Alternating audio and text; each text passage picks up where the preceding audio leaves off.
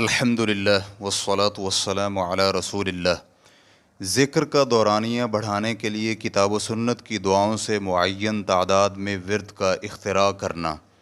سوال کیا گیا ہے، کیا کتاب و سنت سے ثابت شدہ روزمرہ دعاؤں کا ایک معین تعداد میں ورد کرنا جائز ہے تاکہ عبادت کا وقت زیادہ کیا جا سکے اور جتنا ممکن ہو مسجد میں بیٹھا جائے، اور اس کی دلیل کیا ہے؟ الجواب بعون الوہاب۔ مسلمان کے لیے کثرت سے اللہ کا ذکر کرنا مستحب ہے، کیونکہ اللہ سبحانہ و تعالیٰ کا فرمان ہے، اے ایمان والو اللہ کا ذکر کثرت سے کیا کرو اور صبح و شام اس کی پاکیزگی بیان کرو۔ سورۃ الاحزاب آیت نمبر 41 اور 42۔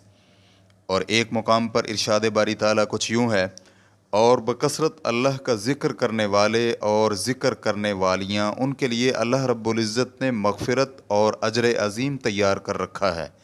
سورۃ الاحزاب آیت نمبر 35۔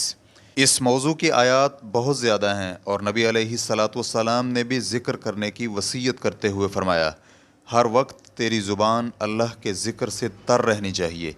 اسے ترمذی نے روایت کیا ہے، اور علامہ البانی رحمہ اللہ نے صحیح ترمذی حدیث نمبر 2687 میں صحیح قرار دیا ہے۔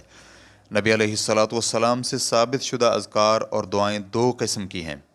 پہلی قسم جو معین تعداد میں وارد ہیں، اس میں اسی تعداد کا خیال رکھا جائے گا جو نبی علیہ الصلاۃ والسلام سے وارد ہے، نہ تو اس میں کمی کی جائے گی اور نہ ہی زیادتی۔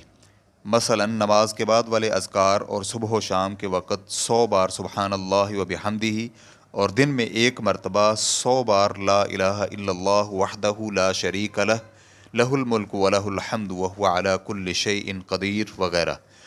دوسری قسم جس کی کوئی معین تعداد نہیں، مثلا تسبیح و تحمید کی مطلقاً ترغیب دلائی گئی ہے کہ سبحان اللہ، الحمدللہ اور اللہ اکبر کہا جائے، اور قرآن مجید کی تلاوت کرنا، تو انسان اس کو بغیر کسی معین تعداد کا التزام کیے بغیر مطلقاً کر سکتا ہے، جیسے کہ نبی علیہ الصلاۃ والسلام نے مشروع کیا ہے۔ مستقل فتاوی کمیٹی کے فتاوی جات میں ہے، اذکار اور دعاؤں میں اصل توقیف ہے، یعنی شخص کو اسی طرح اذکار کرنا ہوں گے جس طرح شریعت نے بیان کیا ہے، چنانچہ وہ اللہ کی عبادت اس طرح ہی کرے گا جو رسول اللہ صلی اللہ علیہ وآلہ وسلم کی زبان مبارک سے ثابت ہے۔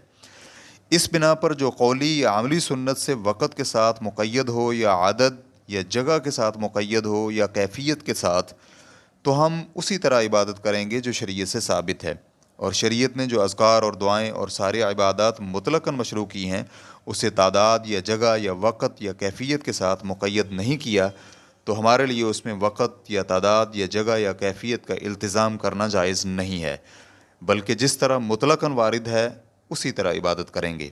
ریفرنس کے لیے دیکھیے فتاوی اسلامیہ جلد نمبر 4 صفحہ نمبر 178۔ واللہ تعالی اعلم۔